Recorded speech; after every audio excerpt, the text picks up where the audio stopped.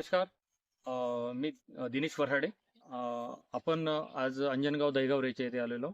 तर इथे एक अमोलभाऊ घोगरे, आपलं डॉक्टर घाटोड, मनोहरराव भगत, प्रदीपभाऊ भगत, असे एक 3-4 लोकांची इथं बागा आहेत.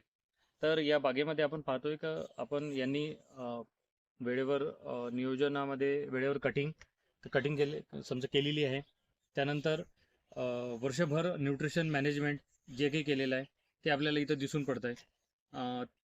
तर आपण या बगीच्यामध्ये पाहू या बगीच्याची खासियत काय आहे. जसं आता पहा, या बगीच्यामध्ये आपण पाहतोय झाडावर डायरेक्ट मोठ्या फांदीला माल लागलेला आहे. आपण या झाडाची कटिंग केलेली आहे आणि कटिंग केल्यानंतर आपल्याला काय दिसतोय का डायरेक्ट फांदीला माल. या मालाची साईज पहा, एक 7 ते 8 डिसेंबरचं पाणी आहे आणि त्यानंतर 15 ऑगस्टला हा बगीच्याची तोड दिलेली होती. एक 2-3 दिवस पाऊस आल्यामुळे थोडी लेट झालेली आहे. 45,000 रुपये टनाप्रमाणे हा बगीचा खपलेला आहे. तर आपण पहा, ह्या एका फांदीलाच आपल्याला 1 कॅरेट प्लस माल दिसतो इथं. एका फांदीला 1 कॅरेट प्लस माल आहे. ठीक आहे. तर या या या झाडाचं जे वय आहे 13 ते 14 वर्ष आणि त्यामध्ये एकच फांदीला 1 कॅरेटच्या वर माल. पूर्ण झाड अशीच आहेत. 51 लाख रुपयाला बगीचा मागितला, तो दिला नाही, आपण टनाप्रमाणे दिलेला आहे हा बगीचा.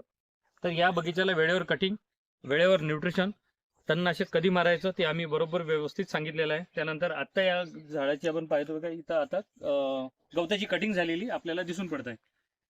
ठीक आहे. तर हेच आपण जर कधी बाजूनं पाहिलं तर बाजूनं त्या पद्धतीनं न्यूट्रिशन मॅनेजमेंट आपल्याला केलेलं दिसलं नाही.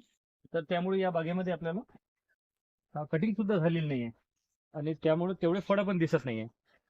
तर हा 2 बगीच्यामधला आपल्याला हा फरक दाखवण्यामागचा आपण तुलना नाही करत आहे. आपला उद्देश एकच आहे. तर नियोजनाच्या पार्टमध्ये जर आपण आपल्या विदर्भातील लोकांनी जो आज कल आहे का संत्रा झाडं बरेचसे शेतकरी तोडत आहे, ज्या अडचणी येत आहे, परंतु 10% लोक आजही असे आहेत की जे पैसे चांगल्या पद्धतीनं बनवत आहे. त्यातलं हे प्रमुख उदाहरण आहे. इथले जे 3-4 नाव मी तुम्हाला सांगितलेले आहे, ते 3-4 लोकांचे याच पद्धतीचे बगीचे आहेत. आणि या बगीच्याची खासियत आणखी एक आहे की या संत्र्यावर बिलकुल तुम्हाला कुठेही डाग दिसणार नाही, म्हणजे थ्रिप्स माइटचा अटॅक दिसत नाहीये आणि फळाची जी वाढ आहे ते प्रॉपर दिसतंय तुम्हाला, आपण पाहतोय. आणि एक 200 ग्रॅम प्लस फळ आहे.